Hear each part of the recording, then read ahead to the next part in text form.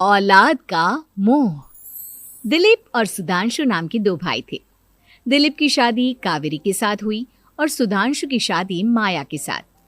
शादी के बाद दोनों भाई अपनी अपनी पत्नी के साथ खुशी खुशी रहा करते थे। दोनों भाइयों के परिवार एक ही घर में रहता था। साथ में खाना, साथ में घूमना, कुल मिलाकर दोनों भाइयों का परिवार खुशहाल परिवार था। कुछ सालों के बाद दिलीप की पत्नी कावेरी को एक बेटा हुआ। भैया, आज मैं बहुत खुश हूँ। चाचा बन गया हूँ मैं।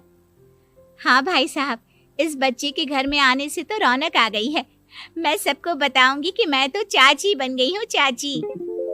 तुम दोनों कितने अच्छे हो। हमारे बच्चे के आने से ऐसे खुश हो रहे हो जैसे ये बच्चा तुम्हारा ही हो।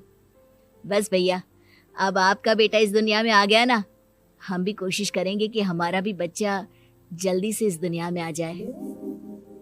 और फिर आपका और हमारा बच्चा दोनों मिलकर दिन भर घर के आंगन में खेला करेंगे। कितना मजा आएगा ना।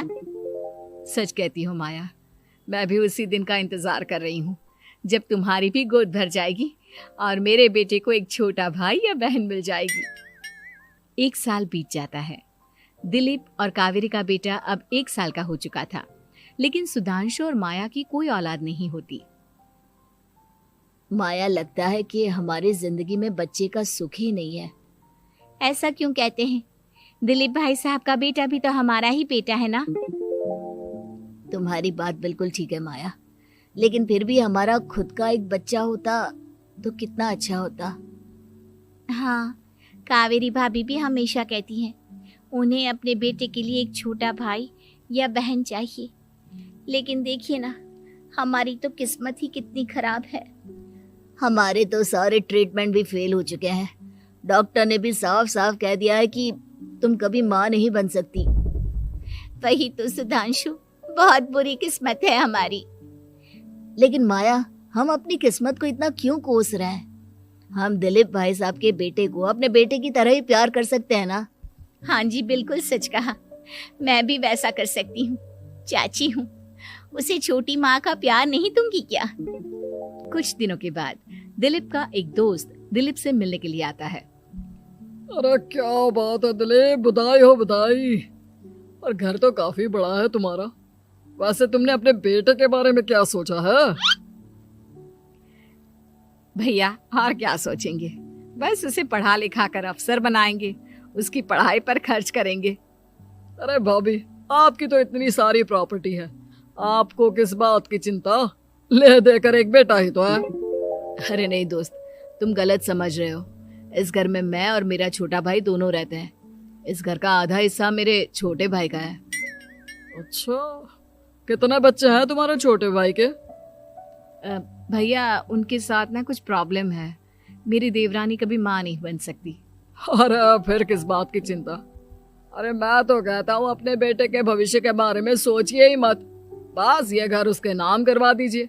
देखिए, आपके भाई का भी कोई बच्चा नहीं है तो सब कुछ आपके बेटे को ही मिलना चाहिए। लेकिन ऐसा करना क्या सही होगा? अगर उनका बच्चा नहीं है तो क्या हुआ? ये घर आधा उनका है, उनकी जो मर्जी है वो करे। अरे कैसी बात करते हो? उनकी कोई औलाद नहीं है, वो क्या करेंगे प्रॉपर्टी अपने नाम रखकर? हाँ, वैसे भाई साहब, आपकी बात तो बिल्कुल सही है। अब जो कुछ भी है वो हमारे बेटे का ही तो है। आखिर वही तो इस घर के वंश को आगे बढ़ाएगा। मैं कल ही देवर जी से बात करती हूँ। अगले दिन सुधांशु और माया, इधर आओ। तुम दोनों से एक बहुत जरूरी बात करनी है मुझे। बताइए ना भाभी, क्या बात है? आपको कहीं जाना है तो आप अपने बेटे को मेरे पास छोड़कर जाइए। मैं ही पूरा दिन रख लूंगी उसे। अरे नहीं माया, वो तो मुझे पता है। मैं किसी और चीज के बारे में बात करना चाहती हूँ। बताइए ना भाभी, क्या बात है? देखिए देवर जी, आपका कोई बच्चा है नहीं, लेकिन मैं जानती हूँ कि आप हमारे बेटे को अपने बेटे की तरह ही प्यार करते हैं। भाभी, बेटी की तरह नहीं, वो हमारा ही बेटा है। मेरे लिए तो वो मेरा ही बच्चा है। वही तो फिर क्यों ना ये सारी प्रॉपर्टी हम मेरे बेटे के नाम करवा दे, क्योंकि तुम्हारा हो या मेरा, हम सबका एक ही तो है बेटा। लेकिन भाभी, अभी तो वो सिर्फ 1 साल का है। अभी से प्रॉपर्टी उसके नाम करवाने का क्या मतलब है? देखिए देवर जी, जो काम जितना जल्दी हो जाए ना उतना अच्छा। आने वाले वक्त का क्या भरोसा। भाभी भरोसा क्यों नहीं, हम तो हमेशा आपके बेटे को माँ बाप की तरह ही प्यार करेंगे। हाँ, लेकिन फिर भी मैं चाहती हूँ कि ये सारी प्रॉपर्टी मेरे बेटे के नाम हो जाए। अब मुझे नहीं लगता तुम दोनों को इसमें कोई भी परेशानी होगी, है ना? भाभी वैसे तो आप जो कह रही हैं वो बहुत जल्दबाजी है, लेकिन फिर भी अगर आपको ऐसा लगता है तो ठीक है, कल ही प्रॉपर्टी के पेपर बनवा लीजिए, मैं और माया उस पर साइन कर देंगे। इस तरह से अगले दिन प्रॉपर्टी के पेपर बनवाकर सारी प्रॉपर्टी दिलीप और कावेरी के बेटे के नाम पर करवा दी जाती है। कुछ दिनों के बाद सुधांशु, सुबह सुबह ये कौन लोग आ गए हैं तुम्हारे घर पर? भैया वो ऊपर वाला कमरा खाली पड़ा था ना, सोच रहा था किराएदार रख देता हूँ। लेकिन किराएदार रखने से पहले आपने हमसे पूछा भी नहीं। भाभी इसमें आपसे पूछने वाली क्या बात थी, हमें एक ही कमरे की जरूरत थी, इसलिए सोचा दूसरा कमरा किराया पर दे देते हैं, कुछ इनकम हो जाएगी। अरे माया, ये सारी प्रॉपर्टी अब मेरे बेटे के नाम पर है और यहाँ पर जो कुछ भी होगा उसके लिए तुम्हें मेरी या दिलीप की परमिशन तो लेनी पड़ेगी ना। हाँ सुधांशु, तुम्हारी भाभी ठीक ही तो कह रही है। अब देखो, तुमने खुद अपने हाथों से ये प्रॉपर्टी हमारे बेटे के नाम की है, वह अभी बहुत छोटा है, तो इस घर से रिलेटेड सारे फैसले तुम्हें हमसे पूछ कर लेने चाहिए। भाभी हमें तो लगा था कि आप हम लोगों से बहुत प्यार करती हैं, लेकिन आप तो हमारे साथ भेदभाव करने लगी। अरे, इसमें भेदभाव करने वाली क्या बात है? और मैंने कौन सा तुमसे कुछ गलत मांग लिया? अरे ले देकर मेरा बेटा इकलौता इस पूरे वंश का वारिस है, सब कुछ उसके नाम है। तुम्हें इस बात से जलन क्यों हो रही है? भाभी माया को जलन नहीं हो रही, वो तो बस ऐसे ही कह रही थी। सब जानती हूँ मैं, इसकी खुद की तो कोई औलाद पैदा नहीं हुई, बस इसीलिए जब देखो तब मेरे बेटे पर बुरी नजर डालती रहती है। देखो माया, कावेरी तुमसे बड़ी है, वो जैसा कहती है वैसा करो।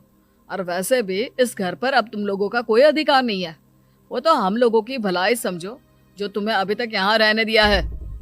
भैया आप इतने कैसे बदल गए? इस प्रॉपर्टी ने आपके दिल से हमारे लिए प्यार पूरी तरह खत्म कर दिया है क्या?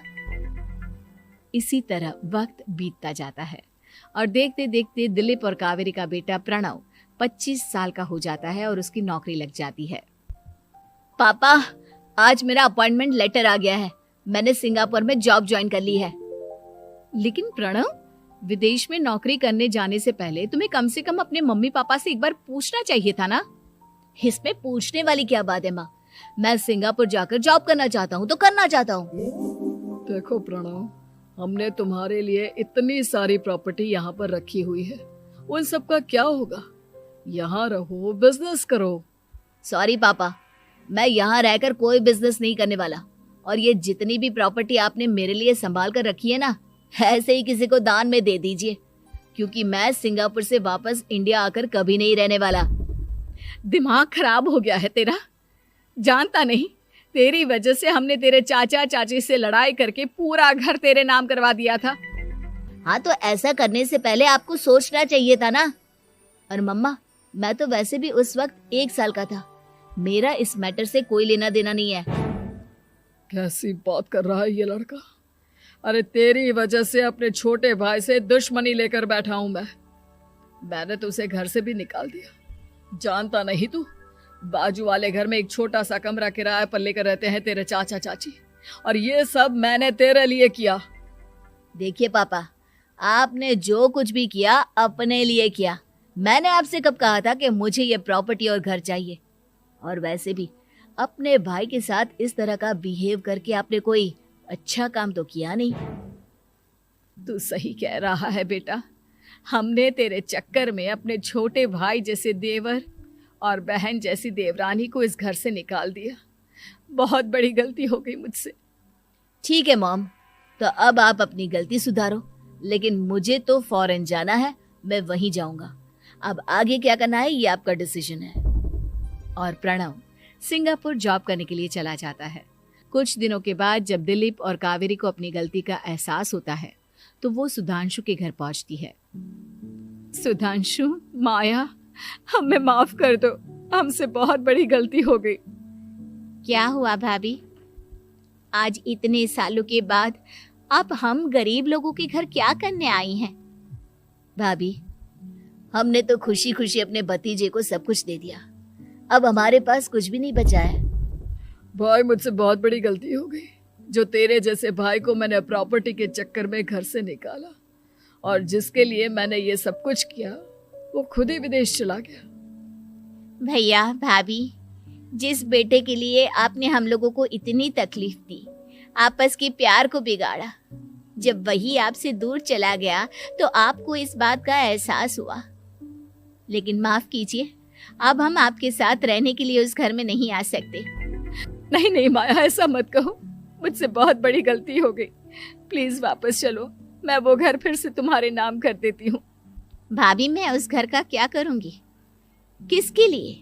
मेरा कोई बच्चा नहीं, मैं तो बस जिंदगी भर आप लोगों के साथ प्यार से रहना चाहती थी, प्रणव को अपने बेटे की तरह प्यार करना चाहती थी, लेकिन आपने मुझसे वो अधिकार छीन लिया। भाभी और भैया, एक सवाल पूछना चाहता हूँ आप लोगों से।